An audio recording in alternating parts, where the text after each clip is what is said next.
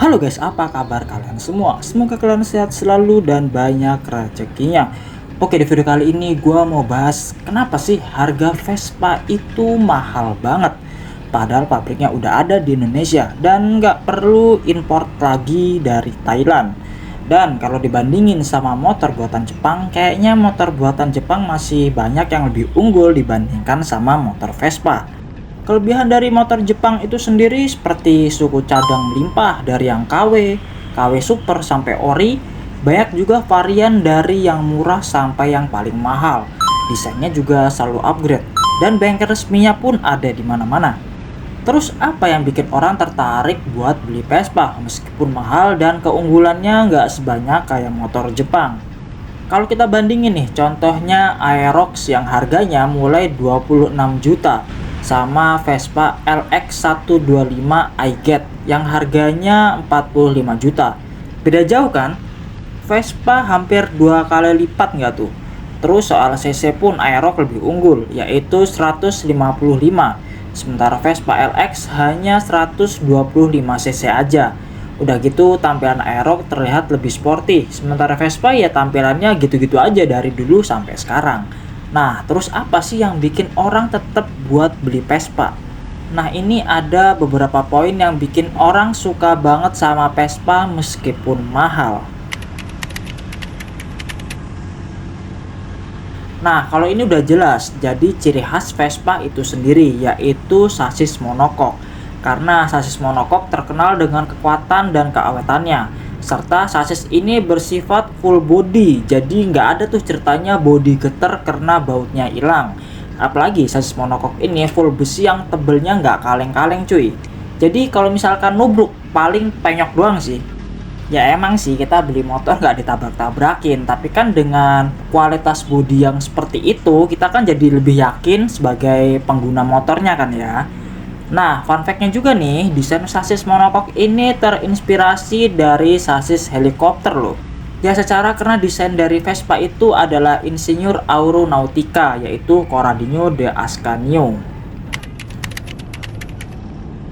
Nah, ini juga salah satu faktor kenapa Vespa itu mahal. Seperti yang kita tahu, kalau Vespa klasik masih banyak yang mengaspal di jalanan. Kayak Vespa gua nih, Vespa PS tahun 1982. Gua ngerasa nih motor bandel banget ya. Walau terbilang motor tua, tapi gua masih sangat nyaman pakai motor ini. Makanya image Vespa sebagai motor tangguh itu emang teruji dari produk-produk seniornya. Karena ketangguhan ini, orang-orang percaya kalau Piaggio masih mempertahankan kualitas hingga ke Vespa Matic saat ini. Kalau alasan ini gue nggak tahu kalian pada setuju apa enggak. Tapi menurut gue orang-orang tertarik beli Vespa karena ya itu memang Vespa. Dari awal diluncurkan pada tahun 1946, ya modelnya memang begitu. Dengan ciri khas bagian belakang besar dan membulat, serta terdapat tameng untuk melindungi pengemudi dari cipratan kotoran. Untuk mendesain produk jadul menjadi produk modern itu bukan sesuatu yang mudah, tapi Piaggio berhasil melakukan itu.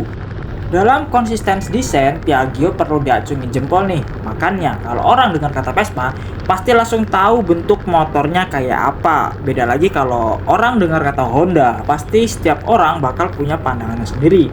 Ya karena ini Honda, ini juga Honda, bahkan ini juga Honda. Ya memang setiap perusahaan punya cara sendiri untuk mengembangkan produknya dan mengikuti arus generasi.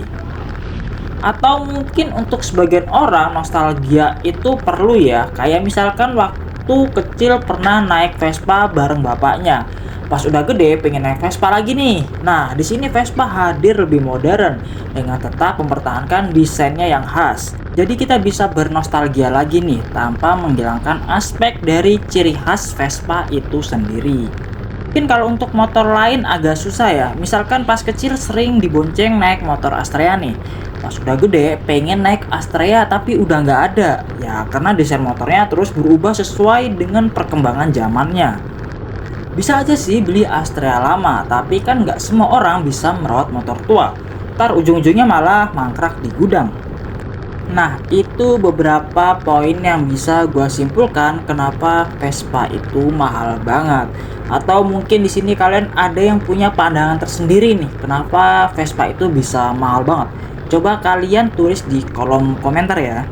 Oke, sekian dulu video gua hari ini. Terima kasih sudah menonton dan semoga video ini bisa menjadi wawasan dan pengetahuan buat kalian. Dan sampai jumpa di konten selanjutnya.